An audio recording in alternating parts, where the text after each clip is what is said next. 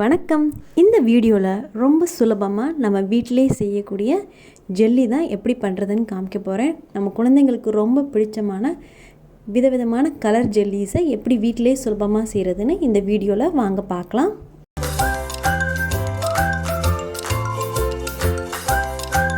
முதல்ல China cross 10 gram எடுத்துக்கலாம்.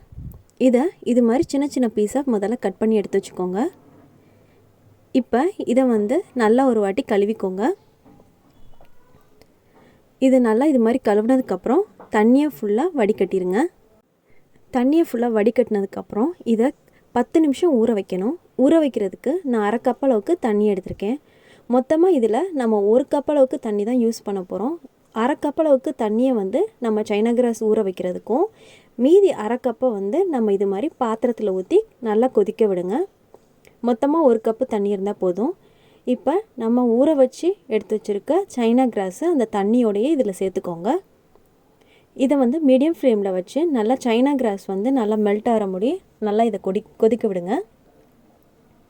இப்போ இது கொதிச்சுட்ருக்கும் போதே இது இனிப்புக்கு நம்ம சர்க்கரை 1/4 கப் அளவுக்கு நான் சர்க்கரை சேர்த்துருக்கேன். உங்களுக்கு இனிப்பு அதிகமாக தேவைன்னா அதுக்கேற்ற அளவுக்கு சர்க்கரையை அதிகமாக சேர்த்துக்கோங்க. இப்போ சர்க்கரையும் சேர்த்ததுக்கப்புறம் நல்லா மிக்ஸ் பண்ணிவிட்டு நல்லா கொதிக்க விடுங்க. சர்க்கரை நல்லா கருகினதுக்கப்புறம் இப்போ இது மாதிரி நல்லா சர்க்கரை பாருங்கள் இதில் நல்லா மெல்ட் ஆகிடுச்சு. இப்போ இந்த தண்ணியை நம்ம இப்போ ஃபில்டர் பண்ணலாம்.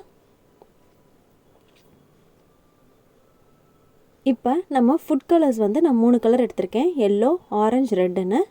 இதில் நம்ம ரெடி பண்ணி வச்சுருக்க தண்ணி இதில் சேர்த்துக்கோங்க. இது மாதிரி எந்த ஷேப்பில் வேணுமோ அதுக்கேற்ற ஷேப்பில் கூட நீங்கள் ரெடி பண்ணி வச்சுருக்க தண்ணியை ஊற்றி வச்சுக்கலாம்.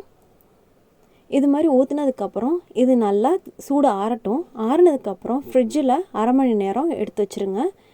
வச்சதுக்கப்புறம் 1/2 மணி நேரம் கழித்து பார்த்திங்கன்னா ரொம்ப சுவையான ஹோம்மேட் ஜெல்லி ரெடி ஆயிடுச்சு.